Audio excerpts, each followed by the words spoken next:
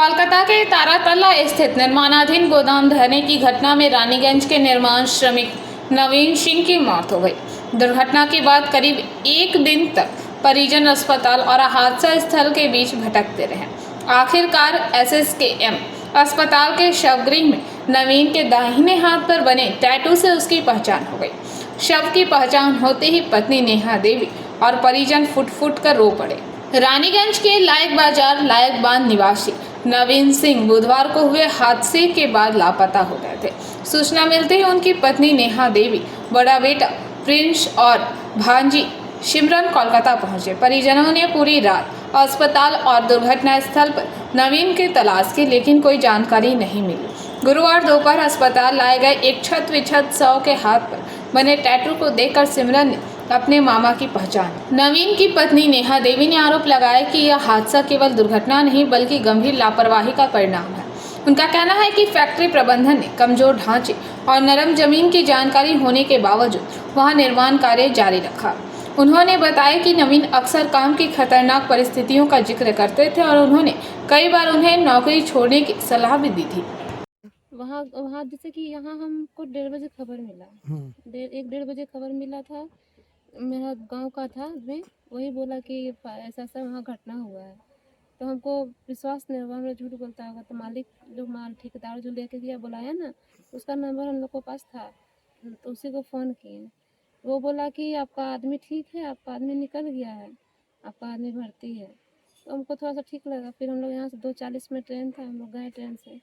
फिर वहाँ गए आप और आपका बड़ा बेटा? मेरा हस्बैंड मेरा हाँ हाँ मेरा बेटा और हम गए थे, मेरी दीदी उदी थी, सब हम लोग यहाँ से गए थे। और जब वहाँ गए तो उसका बाद क्या बोलता है, वहाँ गए तो बोला सब पूरा छान मारे हॉस्पिटल।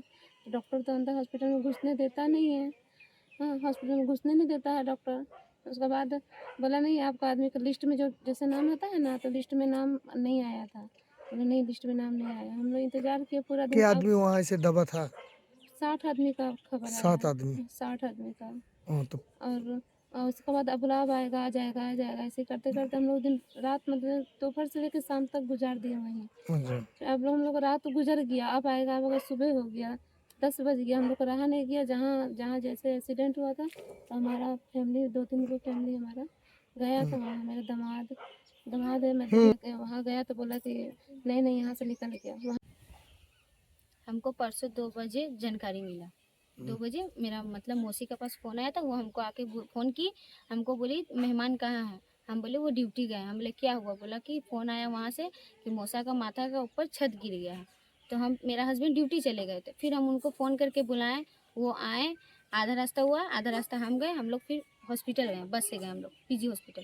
वहाँ वहाँ जब हम लोग पहुँचे उस समय वहाँ पे मीडिया वाला था, सिर्फ मीडिया वाला। वहाँ पे हम लोग गए तो हम लोग को बोला कि यहाँ पे नहीं, इमरजेंसी वार्ड में गया है।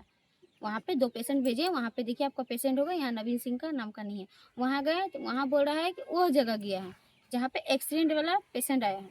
वहाँ पे गए, वहाँ पे सर को बोले सर नवीन सिंह का, तो बोला नहीं नवीन सिंह का नाम का नहीं पेशेंट आया। हम बोले सर हम लोग को जाने दीजिए, एक बार देखने दीजिए। अब जो बेहोश में रहेगा वो तो अपना नाम नहीं ना बोलेगा, वो कैसे बोलेगा नाम? तो अच्छा जो मर जाएगा तो नाम नहीं ना बोलेगा। तो वो बोले नहीं, नवीन सिंह का नाम से जो लेके आएगा वो तो बोलेगा।